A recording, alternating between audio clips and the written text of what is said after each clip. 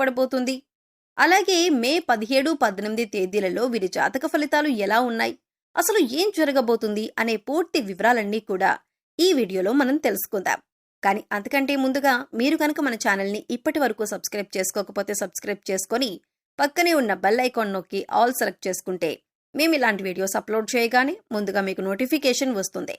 వీడియోని ఎక్కడ కూడా స్కిప్ చేయకుండా చివరి వరకు చూస్తేనే మేమేం చెబుతున్నామో మీకు పూర్తిగా అర్థమవుతుంది. ఇక వివరాల్లోకి వెళ్తే ముందుగా ఈ రాశివారి మనస్తత్వాన్ని గనక గమనించినట్లయితే ఈ రాశివారు కార్యదక్షతను అధికంగా కలిగి ఉంటారు. ఏదైనా ముఖ్యమైన నిర్ణయం తీసుకోబోయే ముందు మంచి చెడ్లను బేరీజు వేసుకొని 1-2 సార్లు ఆలోచించి పని మొదలు పెడతారు. అలాగే ముఖ్యమైన నిర్ణయాలు తీసుకోవటంలో వీరికి వీరే సాటి అని చెప్పుకోవచ్చు. ఎందుకంటే వీరిలో తొందరపాటుతనం ఉండదు. కాబట్టి ఏ నిర్ణయమైనా వీళ్లకు మంచి ఫలితాలు ఇస్తుంది. మీరు ఇతరుల కష్టాల్లో ఉంటే ఖచ్చితంగా సహాయం చేసి తీరుతారు. బంధాలకి అనుబంధాలకి ఎక్కువ ప్రాధాన్యతనిస్తారు. ఇక ఈ రాశివారు ఎదుటి వాళ్ల నుంచి ఏదైనా సహాయం పొందితే దాన్ని జీవితకాలమంతా కూడా గుర్తుంచుకుంటారు. అలాగే వారికి ఏ అంశంలోనైనా ఏ విధంగా ఎప్పుడు సహాయపడగలను అని ఎదురు చూస్తూ ఉంటారు. ఇలాంటి యొక్క మంచి మనస్తత్వాన్ని ఈ రాశివారు కలిగి ఉంటారు. ఇక ఈ రాశివారి జీవితంలో కొత్త స్నేహితులు ఎంతమంది పరిచయమైనా కానీ పాత స్నేహితులను, బంధాలను, అలాగే వీరికి సహాయం చేసిన వారిని మాత్రం అస్సలు మర్చిపోరు. అలాగే తమ బంధాలను కాపాడుకోవడం కోసం ఎంత దూరమైనా వెళ్తారు. ఈ రాశివారు తమ కుటుంబ సభ్యులను, తల్లిదండ్రులను కూడా అమితంగా ప్రేమిస్తారు. అయితే అమితంగా ప్రేమించిన వారి చేతిలోనే మోసపోయే అవకాశాలు ఎక్కువగా ఉంటాయి. ఎందుకంటే ఈ రాశివారు ప్రతి ఒక్కరిని గుడ్డిగా నమ్ముతారు. అందరూ మనవారే అనే భావనలో ఉంటారు. అంతేకాకుండా తమ జీవితంలో పరిచయమైన ఏ బంధాన్ని కూడా వదులుకోవటానికి అంతగా ఇష్టపడరు. ఆ బంధం కోసం వీరు ఎంతగానో కాంప్రమైజ్ అవటానికి కూడా సిద్ధంగా ఉంటారు. వీరికున్నటువంటి ఈ లక్షణం కారణంగా చాలా మంది దీన్ని అడ్వాంటేజ్ గా తీసుకుని వీరిని మోసం చేసి వీరిని మానసికంగా కృంగదీసే ప్రయత్నం చేస్తారు. ఈ రాశివారు క్రమశిక్షణ లేని అలవాట్ల కారణంగా జీవితంలో ఇబ్బందులు ఎదుర్కొంటారు. అలాగే వాటిని మార్చుకోవటానికి వీరు ఎంతగానో ప్రయత్నిస్తూ ఉంటారు. కానీ ఎక్కువగా క్రమశిక్షణ నిలవని పరిస్థితులు వీరికి ఎదురవుతాయి. కారణం ఏదైనప్పటికీ కూడా ఎక్కువ కాలం క్రమశిక్షణతో ఉండలేరు. వీరిలో ఆవేశం కూడా ఎక్కువనే చెప్పాలి. ఎదుటివారు వీరిని రెచ్చగొట్టి వారి పనులు పూర్తి చేయించుకుంటూ ఉంటారు. అయితే ఇటువంటి స్వభావం కూడా వీరి జీవితంలో అనేక రకాలుగా సమస్యలను తీసుకువస్తుంది. ఇక మానసికంగా ఈ రాశివారు దృఢంగా ఉన్నప్పటికీ కూడా వీరికి సంబంధించిన సమస్యలు, బాధలు ఇతరులతో చెప్పటానికి పెద్దగా ఇష్టపడరు. అలాగే ఏ అంశాన్నైనా మనసులో దాచుకుని బాధపడుతూ ఉంటారు. అయితే ఎదుటి వ్యక్తిలో ఏదైనా విషయం నచ్చకపోతే ఆ విషయాన్ని వారి మొహం మీదే చెప్పేస్తారు. ఈ మనస్తత్వం కలిగి ఉండటం వల్ల అనేక సమస్యలు, అలాగే చాలా మందితో విరోధం ఏర్పడుతుంది. అయితే ఈగోని పక్కన పెట్టి వారిని క్షమించమని అడగటానికి ఈ రాశివారు ఎప్పుడూ కూడా వెనకడుగు వేయరు. ముఖ్యంగా ఈ రాశివారు మధ్యవర్తిత్వాన్ని ఎక్కువగా చేస్తూ ఉంటారు. అలాగే ఇతరులకి హామీ ఇచ్చి చిక్కులను కొని తెచ్చుకుంటారు. ఈ సమయంలో మీకు డబ్బులు విపరీతంగా ఖర్చయ్యే అవకాశం ఉంటుంది. కాబట్టి ఏదైనా ఖర్చు పెట్టే ముందు ఆచితూచి ఇది మనకి అవసరమా లేదా అని ఆలోచించి ఖర్చు పెట్టండి. ప్రయాణాలు కూడా ఎక్కువగా చేయవలసి వస్తుంది. దాని కారణంగా అలసట చెందుతారు. ఇక ఎప్పుడైతే మీకు ధనం ఎక్కువగా ఖర్చు అవుతుందో దాన్ని పూడ్చటానికి మీరు వేరే చోట డబ్బులు తీసుకువచ్చి మళ్లీ అక్కడ కట్టవలసి వచ్చి ఒకేసారి 2-3 చోట్ల డబ్బులు కట్టవలసి రావటం వల్ల కొద్దిగా ఇబ్బందులు, చికాకులు ఎదుర్కొంటారు. కాబట్టి ఈ సమయంలో ధనాన్ని ఖర్చు పెట్టే విషయంలో ఈ రాశివారు చాలా జాగ్రత్తగా ఉండాలి. ముఖ్యంగా షూరిటీ సంతకాల విషయంలో ఈ రాశివారు జాగ్రత్తగా ఉండకపోతే మాత్రం జీవితంలో చిక్కులు కొని తెచ్చుకున్నవారవుతారు. ఈ రాశివారు ప్రజా సంబంధమైన వృత్తి వ్యాపారాల్లో బాగా రాణిస్తారు. చిత్ర విచిత్రమైన వ్యాపారాలు చేసే అనుభవాన్ని కలిగి ఉంటారు.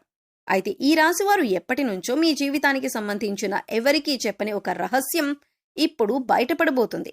ఎటువంటి ఒక రహస్యమైన వార్త ఇప్పుడు బయటికి వచ్చే అవకాశం ఉంది. దీనివల్ల మీరు మానసికంగా ఆందోళనకి గురవుతారు.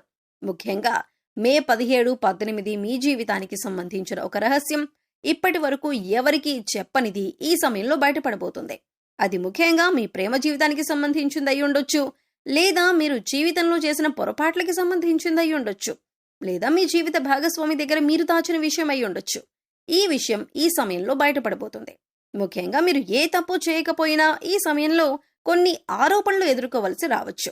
ఇటువంటి ఒక పరిస్థితుల నుంచి బయటపడటానికి మీరు శివనామస్మరణ చేసుకుంటూ ఉండండి. ఖచ్చితంగా శివభగవానుడు మిమ్మల్ని ఈ పరిస్థితుల నుంచి బయటపడేస్తాడు. మనస్ఫూర్తిగా శివుణ్ణి వేడుకోండి.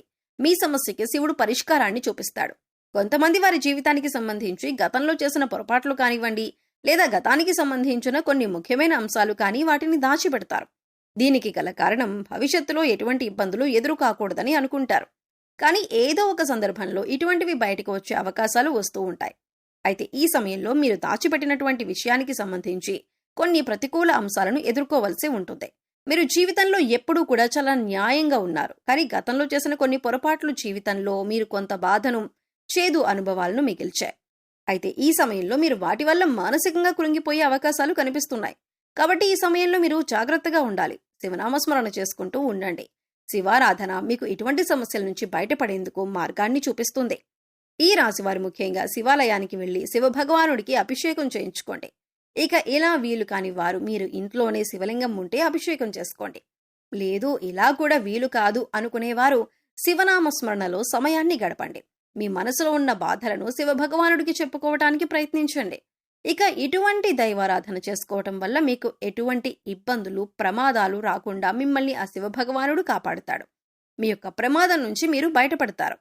అలాగే మే 17, 18 మీ జీవితానికి అలాగే మీ భవిష్యత్తుకు సంబంధించి కొన్ని కీలకమైన నిర్ణయాలు తీసుకునే అవకాశం ఉంది.